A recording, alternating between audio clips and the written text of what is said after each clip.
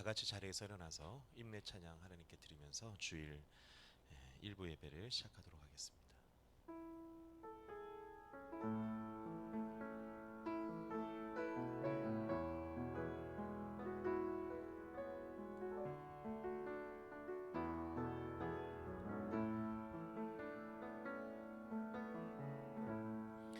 하늘의 문을 여소서, 이곳을 주목하소서.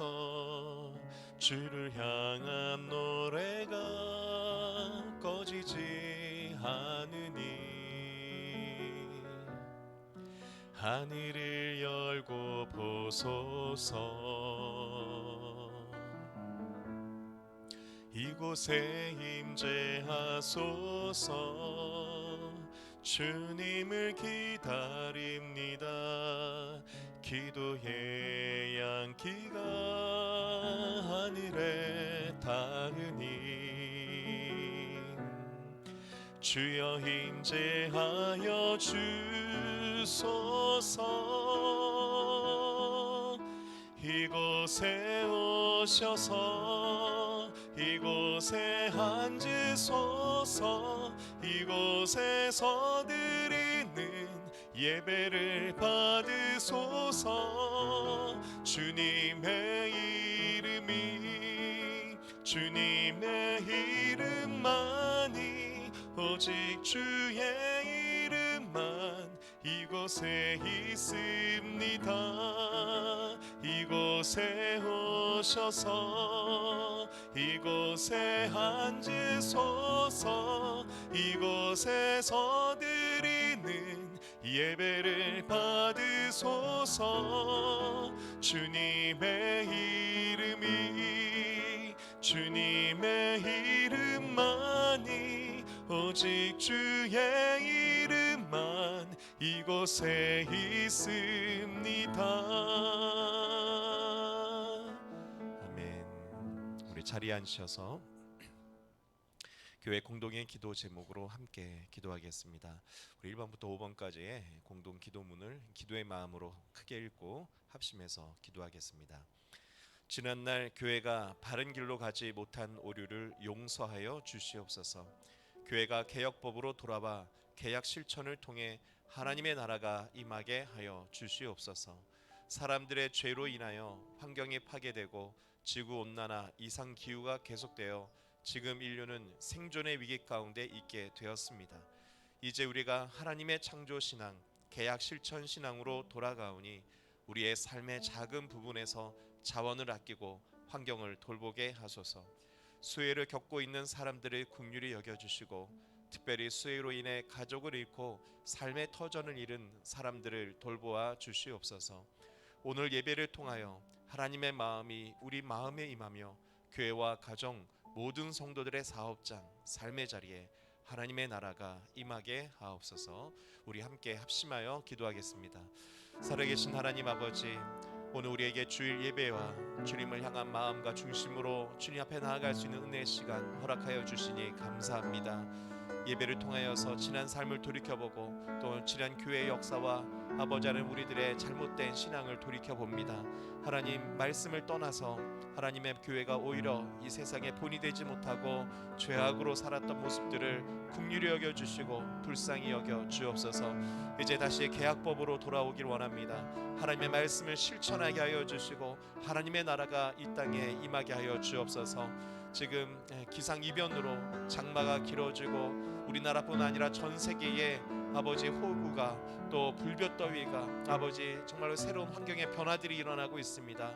이러한 것을 통해서 우리가 자연의 경고를 또 하나님의 음성을 듣게 하여 주시고 다시 주님의 말씀을 실천하며 아버지 자연을 돌보고 창조의 신앙을 회복하며 믿음으로 바로 살아갈 수 있는 사람들이 될 수 있도록 도와주시옵소서.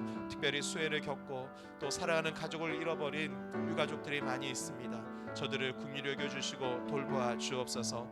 오늘 예배를 통해서 우리에게도 말씀하여 주시고 어떻게 삶을 살아가야 할지 하나님의 거룩한 뜻을 바로 알게 하여 주시옵소서. 아멘.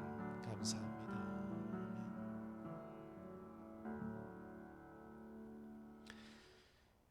찬송가 546장 주님 약속하신 말씀 위에서 우리 찬양하도록 하겠습니다. 마이크 소리를 좀 키워주세요. 네, 계속 찬송하겠습니다.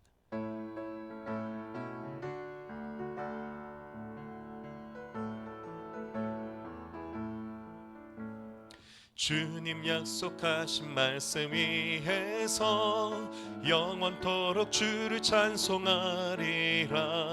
소리 높여 주께 영광 돌리며 약속 믿고 굳게 서리라. 굳게 서리 영원하신 말씀 위에 굳게 서리. 굳게 서리 그 말씀 위에 굳게 서리라. 주님 약속하신 말씀 위에서 세상 염려 내게 엄습할 때에 용감하게 힘써 싸워 이기며 약속 믿고 굳게 서리라. 굳게 서리 영원하신 말씀 위에 굳게 서리. 굳게 서리 그 말씀 위에 굳게 서리라. 주님 약속하신 말씀 위에서 영원하신 주의 사랑이 빕고 성령으로 힘써 싸워 이기며 약속 믿고 굳게 서리라. 굳게 서리 영원하신 말씀 위에 굳게 서리. 굳게 서리 그 말씀 위에 굳게 서리라. 주님 약속하신 말씀 위에서 성령 인도하는 대로 행하며 주님 품에 항상 안식 얻으며 약속 믿고 굳게 서리라. 굳게 서리 영원하신 말씀 위에 굳게 서리. 굳게 서리 그 말씀 위에 굳게 서리라. 주님 큰 영광 받으소서. 홀로 찬양 받으소서. 모든 이름 위에 뛰어난 그 이름 온 땅과 하늘이 다 찬양해. 겸손하게 우리 무릎 꿇고 주 이름 앞에 영광 돌리세. 모두 절하세. 독생자 예수 주님께 찬양 드리리. 모든 영광과 존귀와 능력 받으소서. 받으소서. 영광과 존귀와 능력 받으소서. 받으소서. 그리스도 살아계신 하나님. 아멘.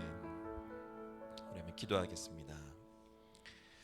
사랑과 은혜가 많으신 하나님 아버지, 오늘 우리에게 예배를 허락해 주시고 주님을 바라볼 수 있도록 은혜 내려주시니 감사합니다.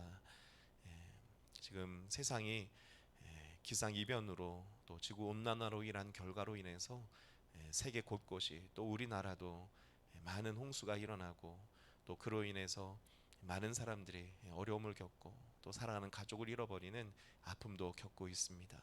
아버지, 이 문제가 해결될 수 있기를 원합니다. 어떻게 이 문제를 해결할 수 있겠습니까? 우리가 다시 창조의 신앙으로 돌아가게 하여 주옵소서. 하나님께서 우리로 하여금 이 세상을 잘 다스리고 관리하라 말씀하셨으니 하나님이 주신 그 사명을 감당하는 사명감과 신앙으로 우리가 내가 할 수 있는 부분에서 지구를 돌보고 환경을 돌보는 거룩한 삶을 살아갈 수 있도록 도와주시옵소서. 하나님의 말씀으로 우리가 오늘도 바로 배우고 또 주님의 영으로 충만하여지기를 원합니다. 윤리 도덕적 차원에서 또 해야 할 부분은 해야겠으나 그러나 정말로 이제는 신앙으로 이 세상을 구원하고 살려야 함을 고백합니다. 우리로 하여금 오늘 하나님을 경험하고 만나고 체험하게 하셔서 주님을 만난 그 믿음으로 새로운 삶을 결단하게 하여 주시고 아버지 그러한 새로운 삶 속에서 우리의 영혼이 살아나게 하시고 우리의 삶이 변화되게 하시며 또한 우리의 변화로 인해서 이 땅과 자연과 세상이 이 지구가 또 새로워질 수 있도록 은혜 내려 주시옵소서. 오늘 주님 앞에 우리의 마음과 중심을 올려드리고 또한 예물을 올려드립니다. 이 예물이 쓰이는 곳에 하나님의 나라가 확장되게 하시고 하나님의 영광이 나타나게 하여 주시며 드리는 손길을 복되게 하여 주옵소서. 온 힘과 정성을 다해서 또 성실하게 한 주간의 삶을 살았습니다. 아버지 그 삶 또 우리의 힘과 노력만으로는 되지 않음을 고백합니다. 주님께서 집을 지어 주시고 주님께서 그 집을 지켜 주시옵소서. 주님이 풍성한 열매를 맺게 인도하여 주시옵소서. 이 모든 말씀 예수님의 이름으로 기도했습니다. 아멘.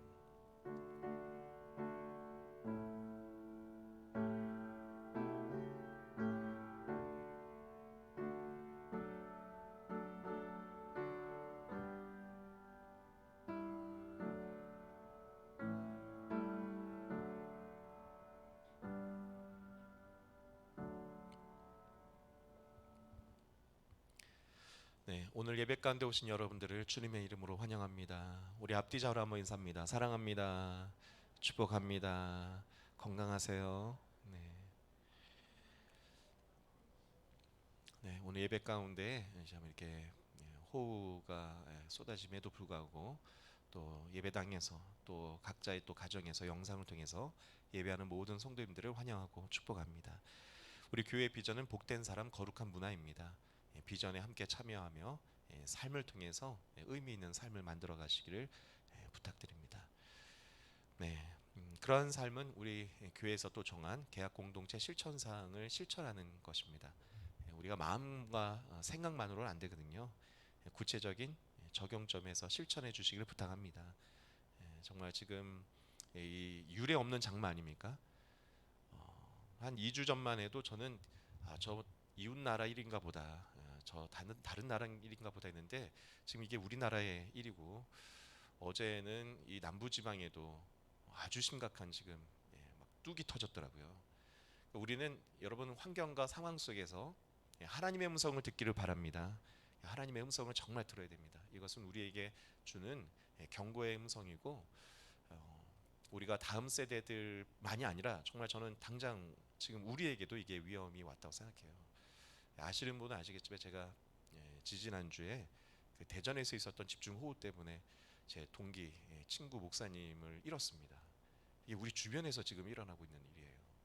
그러니까 우리가 지금 정말 신앙으로 여러분 계약 실천 사항을 좀 실천하시면서 우리가 할 수 있는 부분을 할 때에 하나님은 우리가 할 수 없는 부분의 일을 시작하시는 겁니다. 우리가 지금 당장 어떻게 온 나라를 우리가 어떤 국제적인 일을 하면서 맡기는 어려우나 그러나 우리 가정에서 시작하면 됩니다. 그럴 때에 하나님은 우리가 상상치 못할 일들을 통해서 정말 구원이 나타나야 될 줄 믿습니다. 실제로 구원은 어떤 죽어서 갈 게 아니에요. 우리가 사는 이 지구를 구원해야 됩니다. 우리의 환경을 우리의 삶을 구원해야 되는데 그런 구원의 길 하나님 나라 확장하는 우리 교회가 되기를 부탁드립니다. 홍수 피해가 없도록 잘 돌봐주시고 함께 해주시기 바랍니다. 혹시 이제 우리 교우들 중에 어려움을 겪으시는 분이 있으면 저에게도 꼭 얘기해 주시고 또 서로 함께 충고하고 도울 수 있기를 바랍니다. 오늘 우리에게 주시는 하나님의 말씀은 시편 127편 1절에서 2절의 말씀입니다. 시편 127편 1절에서 2절의 말씀입니다.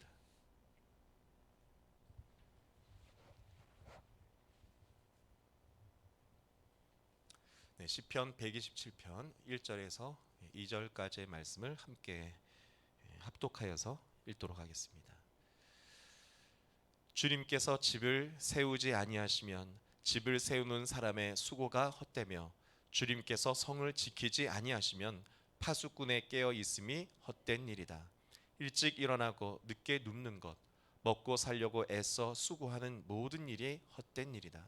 진실로 주님께서는 사랑하시는 사람에게는 그가 잠을 자는 동안에도 복을 주신다. 아멘. 예.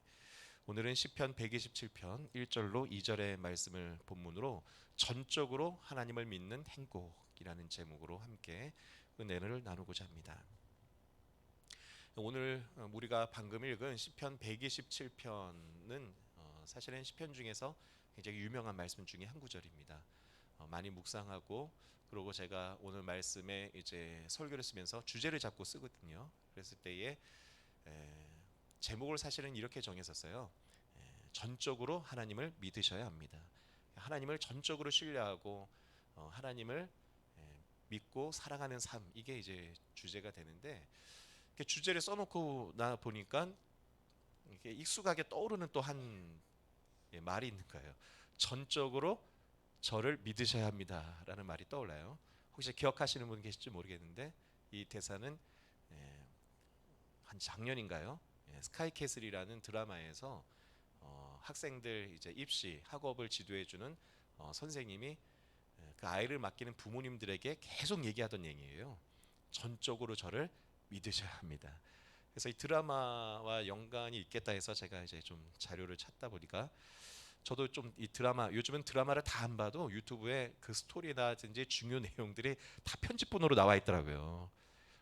저는 절대 이 놀려고 본 게 아니라 말씀 준비하다가 또 우리나라가 또 드라마를 너무 잘 만들잖아요. 그래서 제가 부분을 좀 보게 됐는데 결국 그래서 오늘 설교도 이 자료가 나오게 됐습니다.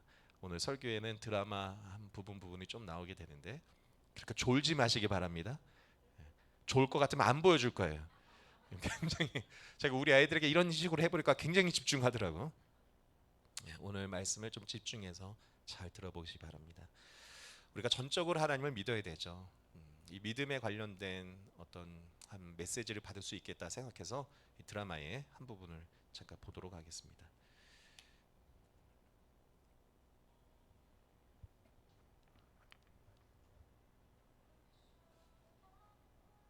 당연히 올백을 맞았어야지. 초 1점 차이로 이겨놓고. 나는 너한테 1점을 뒤졌지만 자기주도성, 창의력, 리더십, 교육관계 그 모든 면에서 너보다 뛰어나.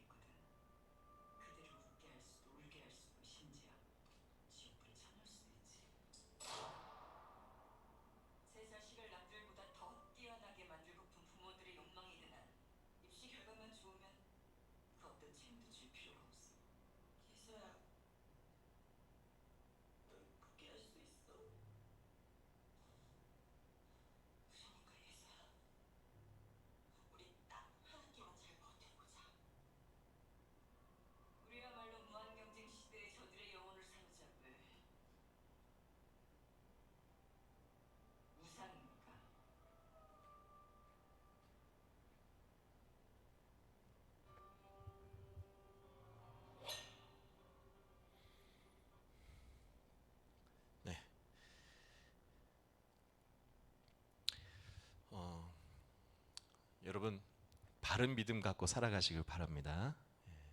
잘 보면요, 사실 세상은 이게 저도 제가 얘기했었지만 믿음의 세계입니다. 내가 무언가를 믿고 사는 거예요. 아이가 공부를 다 누구든지 잘하고 싶지 않겠습니까? 부모도 마찬가지고. 근데 이게 마음같이 안 되니까 예, 그 믿을 수 있는 입시 지도사 또는 이 진학 상담사를 찾아가서 맡기게 돼요. 저는 입시 지도사 분이 나쁘다고 말하는 게 아닙니다. 여러분 필요하시면 우리 사모님도 그 일을 하고 있으니까 부탁하시기 바라요. 근데 이제 과한 것이 문제가 되는 거죠. 이 부모가 정말 아이가 좋은 대학 가기를 너무 간절히 바라고 열망해. 그러다 보니까 그러한 간절함을 이용해서 사람들을 영혼을 움직이고 그리고 원하는 대로 이게 이끌어가는 것들이 이 사람들의 간절한 마음을 이용하는 것들이 뭐라는 겁니까? 우상이에요. 그래서 계속 요구해요. 나를 믿어야 된다고, 나를 믿어야 된다고. 실제로 그 선생님이 그 아이를 앉혀놓고 하는 게 저는 소름 돋더라고요. 이게 진짜 종교 행위에서 나타나는 그런 모습들과 같은 거거든요. 여러분, 무엇을 믿느냐는 참 중요합니다. 믿음의 대상이 무엇이냐에 따라서 나의 영혼이 정말로 파괴될 수도 있고 죽을 수도 있고요. 또 반대로 살 수도 있는 것이죠. 뭐 좋은 대학 하나 갈 때에도 전적으로 믿어야 된다고 저 정도로 강조하고 있는데 사실은 세상에 그래서 많은 믿음의 대상들이 여기서 말하고 있는 거예요. 잘못된 동기와 잘못된 바램 속에 만들어지는 것이 우상이다. 저도 이 스카이캐 세계 한번 학교 드라마인가 보다 했는데 결국은 이 잘못된 믿음 때문에요. 시험지를 도둑질도 하고 그게 발각되니까 살인도 하고요. 하여튼 여러 가지 복잡한 문제들이 나타납니다. 이런 잘못된 믿음은 결국 어떻게 되냐? 이 드라마는 이제 파국으로 가요. 근데 여러분, 우리가 삶을 살아가려면은 여러분 삶을 잘 살아야 되지 않겠습니까? 하나님을 믿으면은 잘 산다는 것을 이미 경험한 줄 믿습니다. 그리고 저도 오늘 설교하고 얘기하는 것은 우리가 다른 정말 세상에 우상들이 많아요. 우상들이 딴 게 우상이 아닙니다. 아까 얘기했어요. 자기가 우상이라고. 그러니까 세상에 나 믿으면 행복할 수 있다라고 말하는 다른 모든 것들이요. 우상이에요. 우리가 정말로 행복하게 그리고 삶을 잘 살아가려면 여러분 세상 그 다른 무엇보다도 하나님을 믿으시길 바랍니다. 하나님을 전적으로 믿어야 되는 거예요. 이게 누군가에게는 막 부담이 될 수 있어요. 아유, 아직까진 그래. 하나님 교회는 그 적당히 믿어야지. 근데 하나님을요 정말 전적으로 믿어야 돼요. 이게 부담되는 말이 아니라 하나님을 전적으로 믿을 때에 정말 행복하게 잘 살 수 있는 겁니다.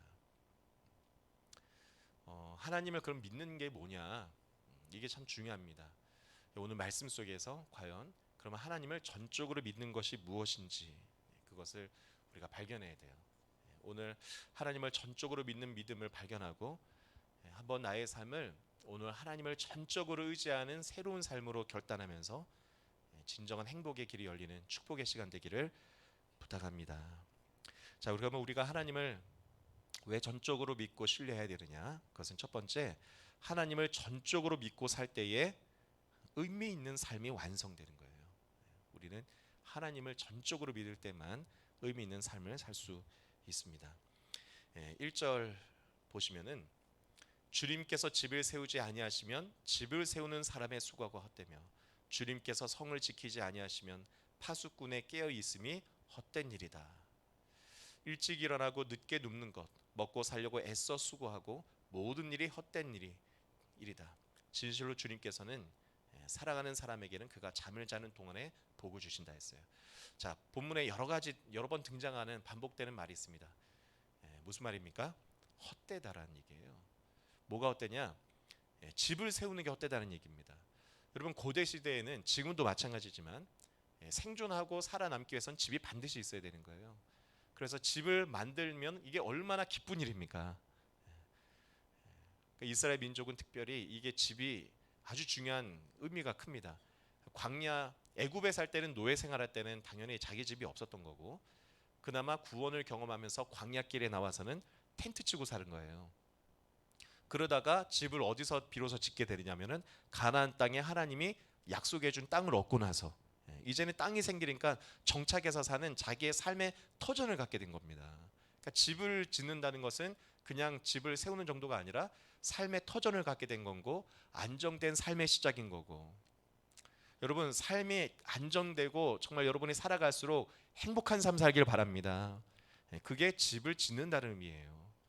자, 그런데 그러한 집을 지었는데 나중에 알고 보니 그것이 다 헛일이 된다면 이건 인생을 헛살았다는 얘기예요. 주님께서 성을 지키지 않으면 파수꾼에 깨어 있음이 헛된 일이다. 네, 지금 우리가 몇 주 전에 뉴스를 통해서 봤죠. 이게 용서가 안 되는 일입니다. 뭐 전투를 하다가 지는 것은 이게 격려하고 다시 힘을 북돋을 일이지만 경계에 실패하면요, 이것은 책망을 피할 길이 없거든요. 우리나라 북에서 북쪽으로 이렇게 한 사람이 넘어가는데 문제는 그거를 발견하지 못했던 거 아닙니까? 이렇게 파수에 실패했다는 얘기인데, 제가 이제 뉴스를 듣다 보니까 결국에 그 지역 담당 이 지휘관들이요, 여러 명이 보직 해임을 당하고 또는 징계를 당했다는 뉴스를 보게 됐습니다. 그러니까 얼마나 열심히 군 생활 또 다른 일들은 열심히 했겠습니까? 근데 이 파수에 실패하면은 이게 다 헛것이 된다는 얘기예요. 뿐만 아니죠. 일찍 일어나고 늦게 눕는 것, 먹고 살려고 애써 수고하는 거죠. 야, 여러분 학생들 공부하려고 얼마나 일찍 학교에 갑니까? 또 늦게까지 공부한다고 눈을 부릅뜨기도 하고, 아이들뿐만 아니죠. 사실은 우리 어른들도 가족을 돌보고 열심히 살아가려고 아침 일찍부터 또 밤 늦게까지 일을 하며 우리가 열심히 살아가고 있지 않습니까? 그런데 그렇게 열심히 사는 것이 뚜껑을 열고 봤더니 어떻게 됐다? 야, 이게 다 헛것이라고 한다면은 이것처럼 허무한 인생이 없는 거예요. 그것처럼 허무한 인생이 없습니다. 저는 이제 모태부터 교회 생활을 했고 또 고등학교 졸업하고 신학교 바로 갔고, 졸업하면서 전도사 사역을 바로 교회 사역을 해서 교회 일만 했어요. 물론 교회 일도 쉬운 일이 아니죠. 그런데 이제 저는 그래서 뭐 책이라든지 또 이런 것을 통해서 일반 성도님들의 삶을 좀 더 느껴보려고 하는데, 그래서 이제 신앙 서적이 아니지만 제가 요즘에 읽으면서 굉장히 은혜 받는 책 하나가 있습니다. 책 제목은 아플 수도 없는 마흔이다라는 책이에요. 혹시 마흔대 걸리신 분은 한번 읽어보시면 좋겠습니다. 제목 자체부터 하여튼 마흔대 되면은 아프지도 말고 죽지도 말고 열심히 일을 해서 가정을 책임지고 살아야 된다는 얘기예요. 내용들이 참 마음에 와닿는 부분들이 많이 있습니다. 그러니까 열심히 그렇게 살아야 된다는 거죠. 아침부터 저녁까지 수고하고 집도 짓고 또 파수하고. 자, 근데 문제는 뭡니까? 그렇게 열심히 다 살았다는, 살았는데 이게 돌아보니까 내가 헛살았구나 라고 얘기한다면 이처럼 안타까운 인생이 어디 있냐 이거예요.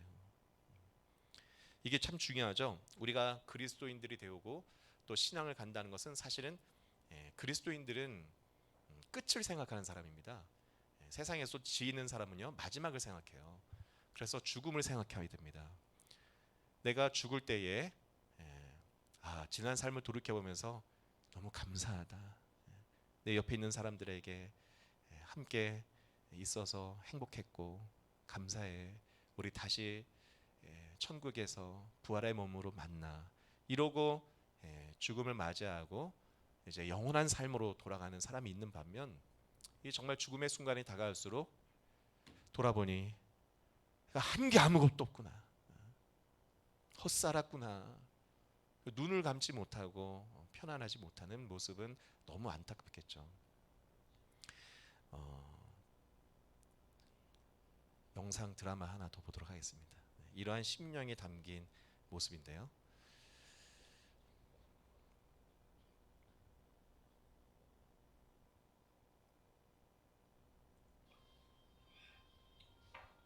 내가 내년이면 50이다. 50. 50.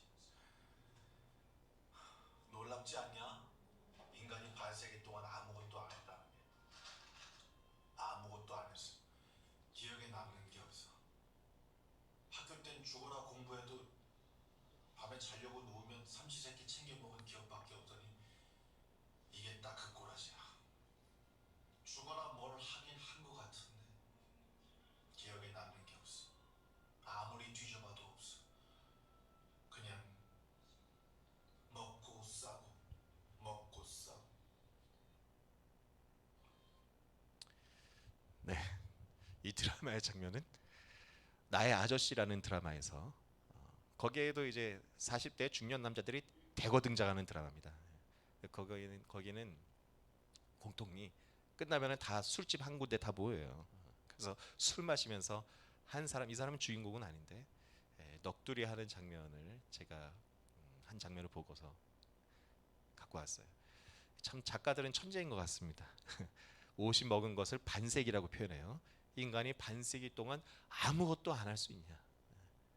먹고 싸고 먹고 싸고 아무것도 한 게 없다라고 얘기를 하더라고요.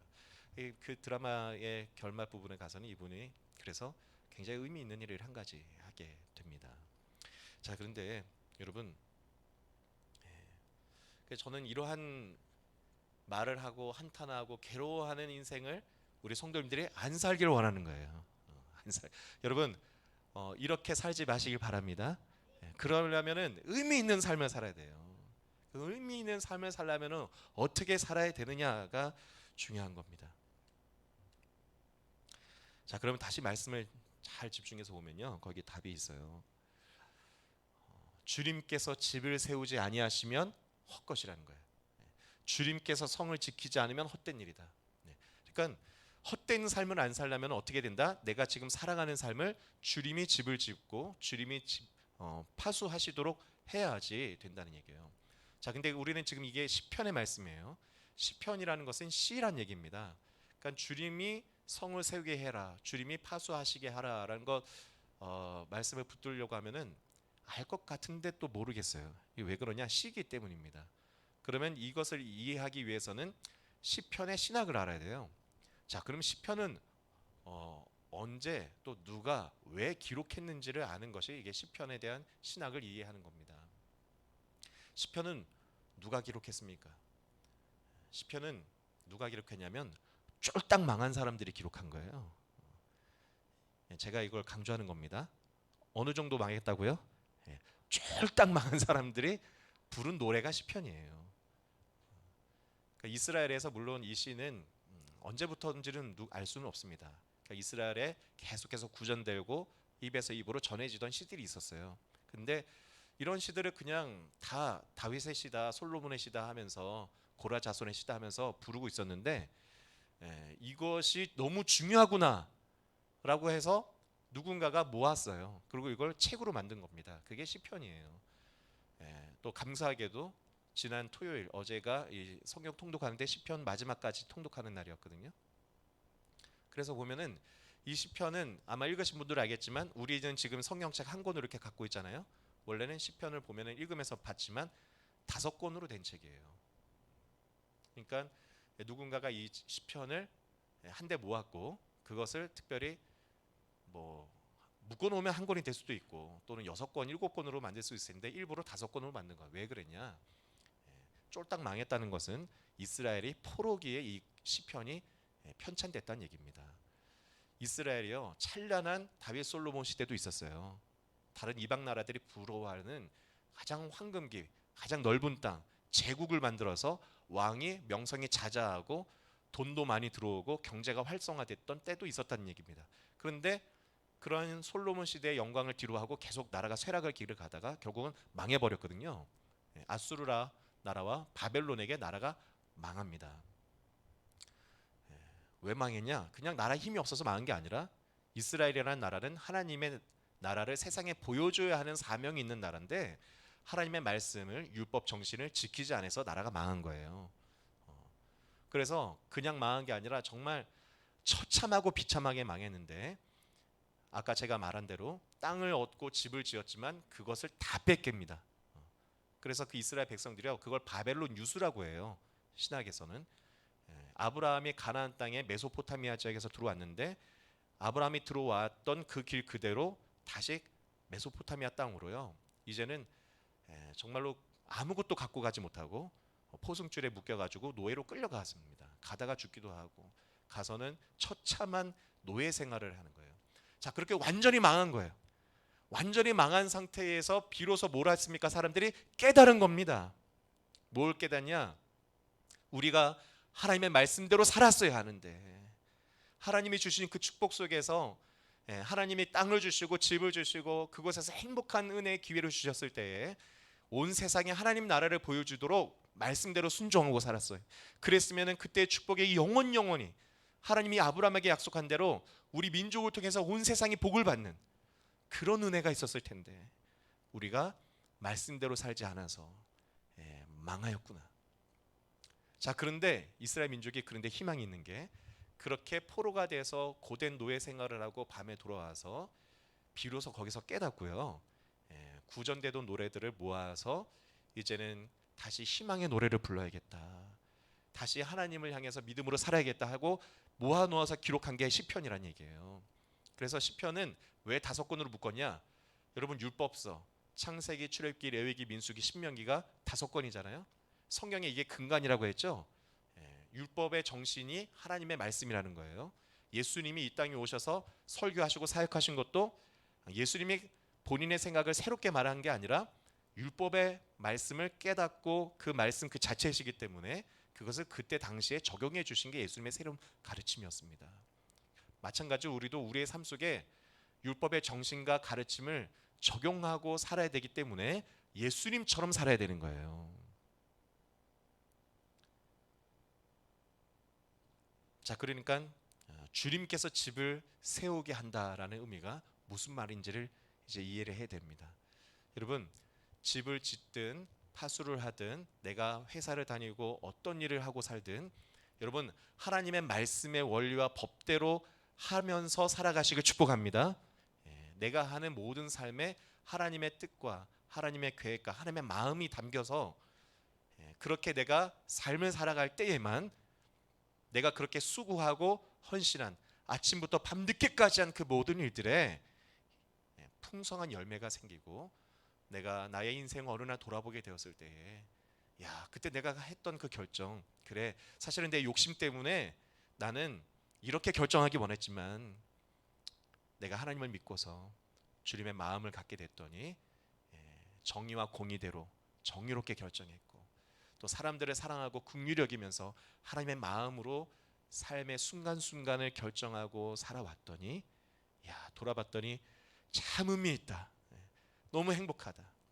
여러분, 그러한 사람은 영원히 사는 사람인 줄 믿으시기 바랍니다. 그 사람이 구원받은 사람이고요, 그 사람은 죽음이 두렵지 않아요. 왜냐? 육신이 끝나도 또 영원한 삶이, 그 영원한, 물론 악을 행해도 영원히 삽니다. 어디서? 어두운 데 슬피 울면서 이를 갈면서 영원히 살고, 그러나 선을 행하고 주님과 함께 동행하다가 육신의 때가 끝나면요, 또 주님과 함께 빛의 세상에서, 새하늘과 새 땅에서 가장 아름다운 모습으로 변화되어서 영원히 사는 거예요. 여러분, 그러한 의미 있는 삶, 행복한 삶 살아가시길 주님의 이름으로 축복합니다. 자, 그럼 한 걸음 더 나아가서, 여러분, 우리의 삶이 의미 있을 뿐만 아니라 주님을 전적으로 믿고 살면은 뭐가 좋을까요? 복을 주세요. 자, 어느 정도로 복을 주시느냐? 잠을 자는 동안에도 복을 주신다는 겁니다. 여러분, 복을 받아서 행복하기를 축복합니다. 오늘 말씀에 잘 보면 이제 2절 하반부에 제가 파란색으로 표시를 했는데, 진실로 주님께서는 사랑하시는 사람에게는 그가 잠을 자는 동안에도 복을 주신다라고 되어 있어요. 시편 127편은 사실 유명한 말씀입니다. 오늘 우리가 세 번역으로 읽어서 조금 생소하지만, 우리가 예전 성경인 개역 개정 성경의 해석에는 2절 하반부가 이렇게 번역돼 있었어요. 그러므로 여호와께서 그를 사랑하시는 자에게는 잠을 주시는도다라고 되어 있어요. 그러니까 저도 이 말씀 학생 때 보면서, 저는 지금도 이 12시 넘어가면 굉장히 힘들거든요. 우리 사모님은 일을 시작하면 12시든 2시든 하여튼 끝장을 볼 때까지 자는데, 저는 하여튼 12시 넘어가면 이제 자야 됩니다. 그래서 이렇게 생각했었어요. 하나님이 나를 사랑하시나 보다. 나는 잠이 잘 오네. 버튼이 달린 줄 알았어요. 누우면은 탁 이렇게 잠들어가지고. 그러면 이렇게 얘기 들으면 좀 지금 서운한 분이 계세요. 우리 성도님들 중에도 이제 연세가 이제 많아지시는 분들 중에는 누우면 이제 잠이 안 온다고 하시는 분들 계시면 이런 말씀 보면은 그럼 주님 날 사랑 안 하시는 건가? 이런 생각이 들기도 하죠. 자, 근데 이거는 그런 얘기가 아니라는 거예요. 그러니까 우리 새 번역이 좀 더 정확하게 번역을 해준 거죠. 아까 새 번역 성경에 보니까 주님께서 잠을 주신다라는 얘기는 이게 원어의 의미가 좀 더 잘 반영돼서 해석된 게 새 번역입니다. 잠을 자는 동안에도 뭘 주신다는 얘기입니까? 복을 준다는 얘기예요. 여러분, 잠을 잘 주무시길 축복합니다. 네, 저도 경험한 적은 있어요. 제가 잠을 기본적으로 잘 자지만 뭐가 있으면 잠이 안 옵니까? 염려가 있으면 안 와요. 염려가 있으면 잠이 안 옵니다. 염려가 있으면 밥도 안 먹혀요. 저는 웬만하면 식성이 좋은데 염려가 한번 오고 걱정이 되니까 정말 이게 놀랍더라고요. 정말 이 걱정이 있고 불안한 게 이 불안이 진짜 무서운 거구나. 실제로 예전에 과거에 이 패스트가 대유행할 때 그때 당시도 패스트 자체 때문에 죽은 사람보다도 패스트가 온다는 소식에 놀라 두려워하며 그 두려움으로 죽은 사람, 또 그로 인해서 여러 가지 사회 문제가 일어나면서 죽은 사람이 더 많다는 통계도 있고요. 지금 코로나도 그렇습니다. 자, 코로나뿐이겠습니까? 지금 집중호우로 또 자연 형태의 생태계의 이제 변화로 또 세상이 여러 가지 변화가 생기면서 지금은 어떻게 해서든 그럭저럭 뭐 살고 있지만 지금은 내가 밥을 먹는다 하지만 앞으로는 어떻게 될까? 미래를 생각하면서 두려워하고 불안한 분들이 많아요. 미래를 알 수 없다. 막 지금 세상이 바뀐다고 하는데 비대면의 세상, 또 지금과 같은 이런 위기가 또 기회가 되니 어디에 투자하라. 그런 뉴스를 들으면 나는 뒤처지는 것 같고 내 미래는 어떻게 되나 이런 생각 속에 막 잠이 안 오고 불안해하고. 자, 그런데 거기에 엎친 데 덮친 격으로 실제로 몸이 아파온다거나 또 정말로 우리 가정에 어려운 일이 생기거나 그러면은 이런 마음이 생기는 거예요. 왜 나에게만 이런 일이 생기나? 하나님은 정말 계신 건가? 나에게 이렇게 힘들게 하실 수가 있어?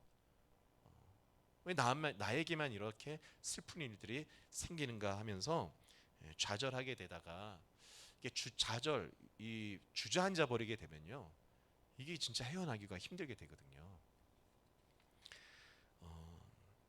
이 유대인들에게 전해지는 이야기가 있는데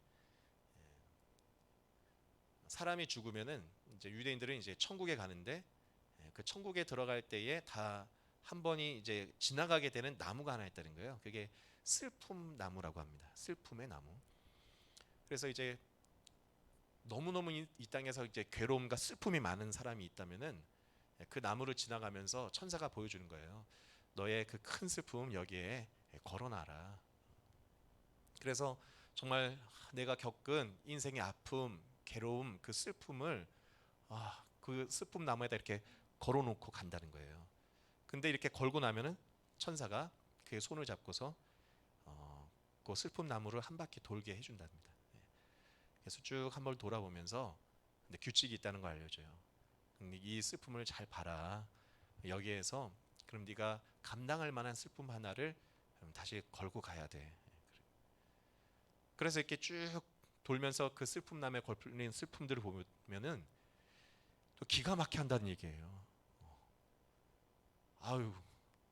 이게 다른 사람들이 겪은 아픔과 슬픔 그것들의 열매를 이렇게 쭉 보면서 걷다가 보면은 이런 일이 있을 수 있는가 막 일어나는 겁니다. 그러다가 감당할 만한 슬픔 하나를 걸고 가야 되는데 그럼 뭘 걸고 갈까요? 다 자기 슬픔을 걸고 간다는 얘기예요. 자기가 걸어놨던 거를 다시 걸고 돌아가는 게 슬픔 나무다라고 얘기합니다. 우리가 읽는 성경에도 사실 그 얘기가 있어요. 고린도전서 10장 13절의 말씀인데요. 우리 같이 읽어볼까요? 시작. 사람이 감당할 시험 밖에는 너희가 당한 것이 없나니 오직 하나님은 미쁘사 너희가 감당하지 못할 시험 당함을 허락하지 아니하시고 시험 당할 즈음에 또한 피할 길을 내사 너희로 능히 감당하게 하시느니라. 아멘. 여러분, 이 하나님의 말씀을 붙드시게 축복합니다. 그러니까 우리가 어려움을 당해요. 그러면요, 참 이게 너무너무 가슴 아프고 힘듭니다. 저도 이제 목사기 때문에 저의 주된 일은 말씀을 가르치고 또 목양하면서 성도님들의 이야기를 듣고 또 아픔에 공감하고 격려하는 사역인데, 야, 정말 저는 깜짝깜짝 놀랄 때가 많아요. 너무너무 큰 아픔을 겪으시기 때문에 그 슬픔, 지나온 인생의 이야기 속에 야, 정말 이럴 수 있는가라고 생각이 들 때가 많이 있습니다. 근데 여러분, 이렇게 생각을 해보세요. 제3자가 그런 슬픔들을 다 듣게 될 때에 만약 그걸 수치화할 수 있다면, 어떤 사람의 슬픔이 100이에요. 근데 거기에 비해서 본다면 정말로 내 슬픔은 10입니다. 10. 근데 그 10의 슬픔을 당한 사람은 사실은 본인에게는 그 이유 100의 슬픔을 가진 사람보다 자기의 슬픔 그 10이 100으로 느껴지는 거예요. 그러니까 주저앉아 버리는 겁니다. 여러분, 그러나 그럴 때에 오늘 이 말씀 꼭 기억하길 축복합니다. 하나님은 미쁘시다는 거예요. 미쁘다는 게 뭐냐? 믿을만 하다는 얘기입니다. 여러분, 하나님을 전적으로 믿으시길 축복합니다. 하나님을 절대 신뢰하는 거예요. 어떻게 신뢰하냐? 하나님은 나에게 감당하지 못할 만큼 시련을 허락지 않으신다. 그리고 지금 어쩌면 내가 지금 감당치 못할 시련이라고 느껴지는 그 고비가 있어요. 그런데 이 말씀을 기억하세요. 감당치 못할 시험 당함을 허락지 않으시기 때문에 무슨 길을 내신다고요? 피할 길을 내신다는 거예요. 그래서 마침내 어떻게 하신다? 능히 감당하게 하신다는 거예요. 능히 감당하게 해주시는 분이 하나님이십니다. 여러분, 하나님은요, 우리가 아버지세요. 아버지이기 때문에 우리가 잘 살기를 원하십니다. 그래서 아버지는, 아버지의 기쁨은 자녀들을 먹이는 거고 선물을 주고 자녀들이 기뻐하는 걸 보는 게 아버지의 기쁨이에요. 근데 여러분, 이건 자명한 원리 아닙니까? 아무리 자녀를 사랑한다고 늘 무조건 주면요, 그거 바보를 만드는 거예요. 그러니까 자녀가 잘 되게 하기 위해서 하나님은 선물을 주실 때 어떻게 주시냐? 보자기에 싸서 주시는데 그 보자기가 고난의 보자기라는 거예요. 여러분, 하나님의 선물을 고난의 보자기 위에 쌓인 하나님의 선물을 받았다는 것을 꼭 기억하시기 바랍니다. 그 보자기를 풀어서 하나님의 선물을 꼭 받으세요. 지금 홍수가 계속되고 또 내 삶에 여러 가지 어려움들, 또 시련들이 정말 감당치 못할 정도로 너무 왜 이런가 하나님, 이런 생각이 들려고 할 때, 그러나 하나님을 바라보고 하나님을 전적으로 다시 믿어보시기 바랍니다. 그럴 때에 헛된 인생이 아니라 의미 있는 삶이 되고, 그리고 반드시 아름다운 축복이 살아갈수록 경험되어지고 체험되어지고 주어지게 될 것을 믿습니다. 오늘 이 말씀 붙들고 우리 찬양하길 원하는데요, 우리 좀 계속해서 이 찬양을 했으면 좋겠습니다. 희망의 노래라는 곳인데 그 어느 때보다도 지금 우리가 희망을 노래해야 됩니다. 여러분, 시편을 암송하시고 시편을 노래하시기 바랍니다. 고난 중에 어려울 때도 시편을 부르며 이스라엘은 회복이 됐고, 우리도 이 희망의 노래를 부르면서 믿음으로 나아갔으면 좋겠습니다.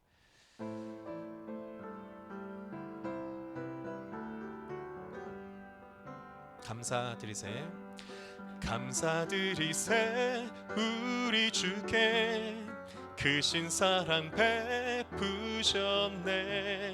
찬양드리세 어린 양께 영원히 감사드리세, 감사드리세 우리 주께 크신 사랑 베푸셨네. 찬양드리세 어린 양께 영원히 감사해 감사해 고통과 눈물 없는 곳 열어주시리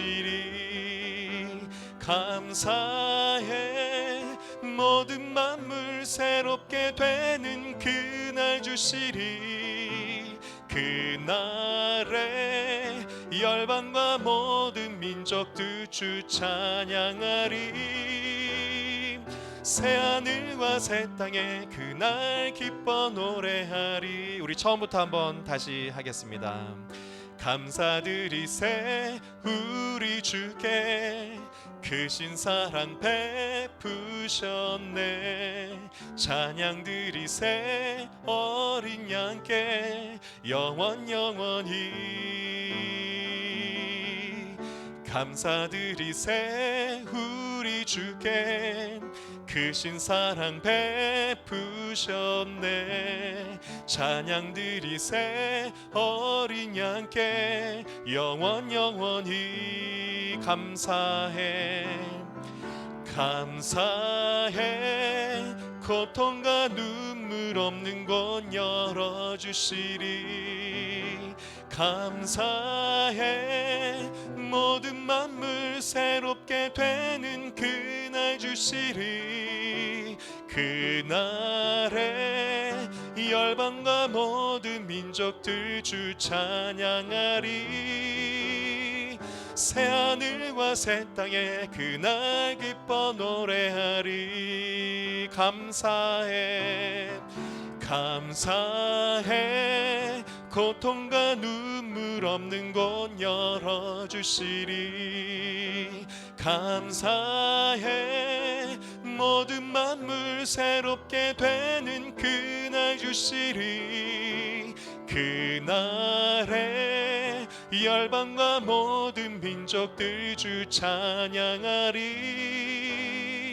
새하늘과 새 땅에 그날 기뻐 노래하리 아멘. 여러분 오늘 이 찬양 꼭 기억하면서 우리 찬양하며 살아가길 부탁합니다.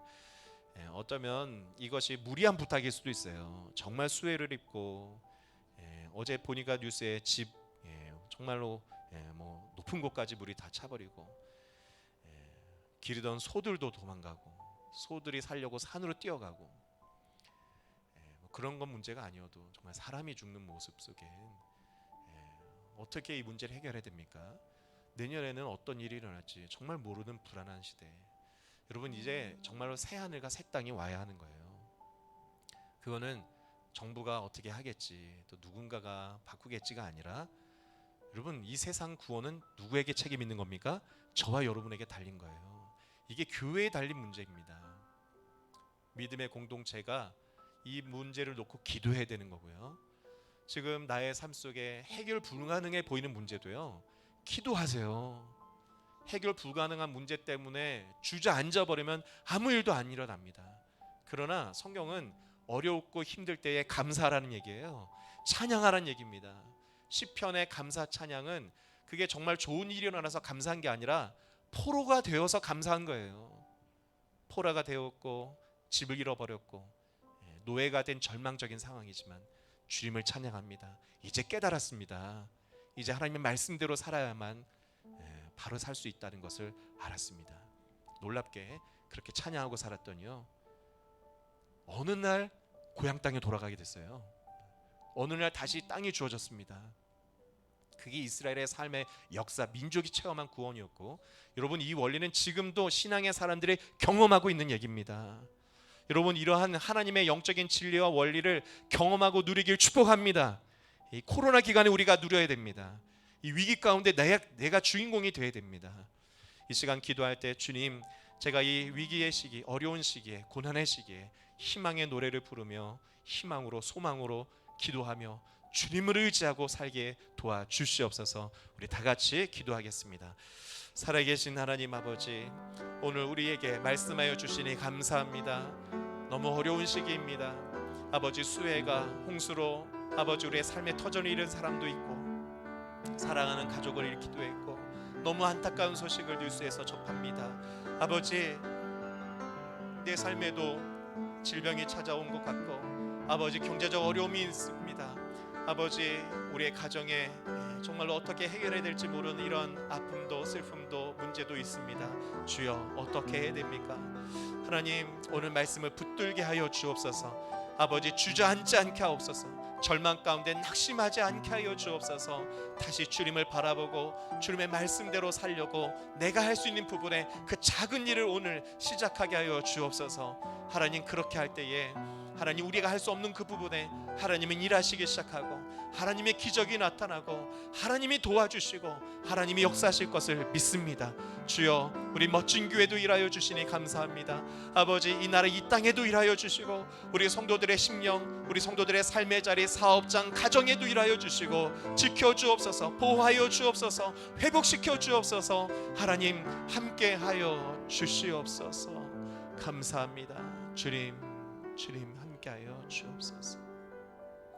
사랑과 은혜가 많으신 하나님 아버지, 오늘 우리에게 주님을 전적으로 의지할 수 있도록 주님을 바라보게 하여 주시니 감사합니다.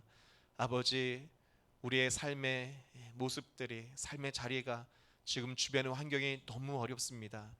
아버지 환경을 바라보고만 있으면 문제를 바라보고만 있으면 낙심이 되고 이 문제 가운데 주저앉고 싶은 마음 그냥 울고 앉아있고만 싶은 마음이 올라올 때가 있습니다. 그러나 오늘 예배드리며 주님 바라봅니다. 주님을 바라볼 뿐만 아니라 이제 주님만 전적으로 의지하게 도와주시옵소서. 하나님의 말씀의 원리와 법대로 하나님의 마음으로 삶을 살아가기를 오늘 결단하게 하여 주옵소서. 그렇게 오늘 새 삶을 시작하고 또 내가 할 수 있는 작은 일을 순종하려고 하는 모든 자들에게 주님 나타나 주시고 응답하여 주시고 아버지 하나님의 살아계신 역사를 보는 기적과 응답의 주인공들 되게 하여 주옵소서.